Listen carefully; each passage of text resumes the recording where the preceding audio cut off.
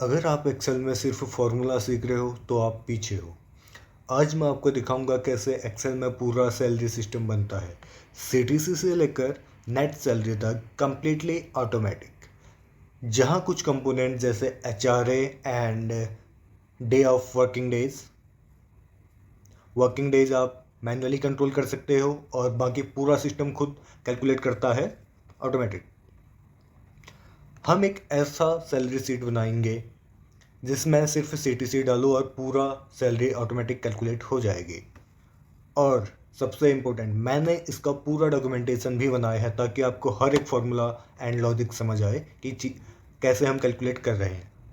और एंड तक देखना, क्योंकि लास्ट में मैं आपको एक वैल्यू चेंज करूंगा और पूरा सिस्टम खुद अपडेट हो जाएगा।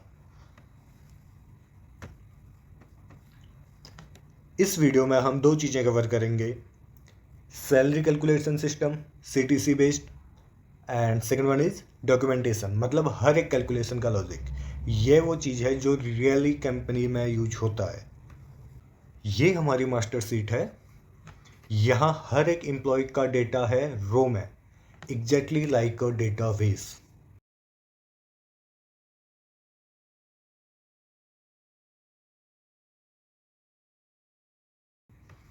सबसे पहले देखते हैं employees ID, employee name, employee department, designation. फिर आता है सबसे इंपॉर्टेंट पार्ट, सीटीसी। यहाँ हम सैलरी बेसिस पे नहीं, सीटीसी से कैलकुलेट कर रहे हैं जो रियल कंपनीज में होता है। सीटीसी का मतलब है टोटल ईयरली पैकेज, मीन्स कि साल का पैकेज। सबसे पहले हम इसको मंथली में कन्वर्ट करते हैं, यानी CTC divided by 12। Okay, basic salary है 40%, एचआरए 20%, अलाउंसेस 40%। हर एक कंपनी का परसेंट अलग हो सकता है बट कॉन्सेप्ट सबका सेम रहता है। अब आते हैं सबसे इंपॉर्टेंट पार्ट, अटेंडेंस पे। सैलरी हमेशा फुल नहीं मिलती, डिपेंड करता है वर्किंग डेज पे। सबसे पहले हम बेसिक सैलरी कैलकुलेट करते हैं। हर एक कंपनी का बेसिक सैलरी अलग अलग हो सकता है। इस केस में हमारे पास 40% है, तो मंथली सैलरी का 40% बेसिक सैलरी आएगा। तो ऐसे ही एचआरए 20% है। सबसे पहले हम इसको थोड़ा सा जूम इन करते हैं एंड मंथली सीटीसी का 20% हमारा एचआरए पे आएगा।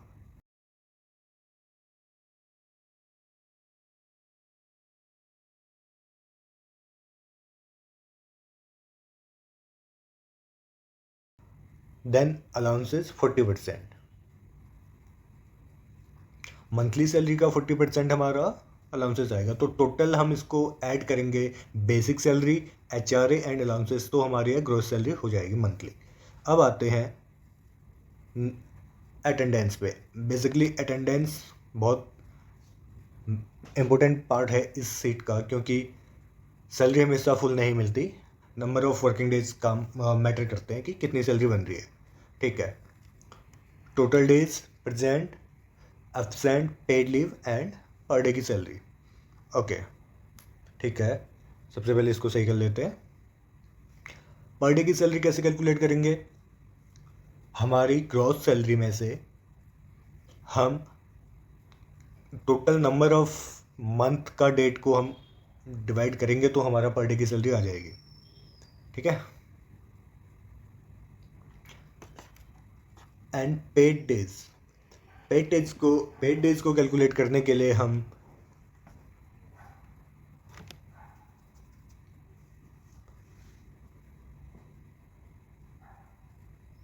Present day plus paid leave को ऐड करेंगे तो हमारा total number of paid days आ जाएगा अप्रैल मंथ का।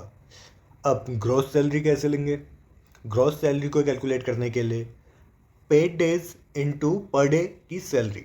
ठीक है, तो हमारा ग्रॉस सैलरी भी आ चुका है यहाँ पे। अब इसको हम डेसिमल इसका वो सही करते हैं, तो 2 डिजिट में रखते हैं, तो ठीक है। अब हम आगे बढ़ते हैं। अब हम आते हैं मेन पार्ट इसका, सेकंड, डिडक्शन पे। सबसे पहले पीएफ 12%, पीएफ डिडक्ट होता है बेसिक सैलरी पे। बेसिक सैलरी हमारी है 40% सीटीसी का, तो हमारे केस में बेसिक सैलरी का 12% देखेंगे तो ये आ रहा है कुछ 1500 के आसपास। ईएसआई होता है ग्रॉस सैलरी पे। ग्रॉस सैलरी का 1.75% हमारा ईएसआई डिडक्ट होता है। यह एक मैनुअली, यह एक स्टैंडर्ड प्रोसीजर है, आप इसको चेंज कर सकते हैं अपने केस में। एंड हमारा जो अदर डिडक्शन है वो है 1000 रुपीज़ पर एम्प्लॉयज़ का पर मंथ। ये डिपेंड करता है ये कंपनी पॉलिसीज़ के अकॉर्डिंग होता है। अब लास्ट पार्ट, सैलरी। तो हमारी नेट सैलरी को कैलकुलेट करने के लिए हम यूज करेंगे यहाँ पे gross salary minus total deduction. Gross salary हमारी आ रही है 31,454 minus PF plus ESI plus other deduction. Done, ये हो चुका है। अब हम इसका नेक्स्ट मूव करते हैं। अब हम देखते हैं डॉक्यूमेंटेशन का, column A and B, field and description. CTC annually होता है, total year of salary package का। सीटीसी मंथली होता है, मंथली सैलरी। बेसिक होता है 40% ऑफ सीटीसी का, and HRA 20%, allowances other remaining 40%। हम नेक्स्ट मूव करते हैं। अब हम इस सेट का एक डैशबोर्ड क्रिएट करते हैं। सेलेक्ट करते हैं एंड इंसर्ट टैब पे जाते हैं, पाइवट टेबल पे जाते हैं, table from table range, and table हमारा 2 है, एग्जिस्टिंग नहीं, न्यू पे न्यू वर्कशीट करते हैं। डन। इस सीट को रीनेम करते हैं डैशबोर्ड से। ठीक है, अब आगे इसमें एम्प्लॉय आईडी नहीं, एम्प्लॉय नेम,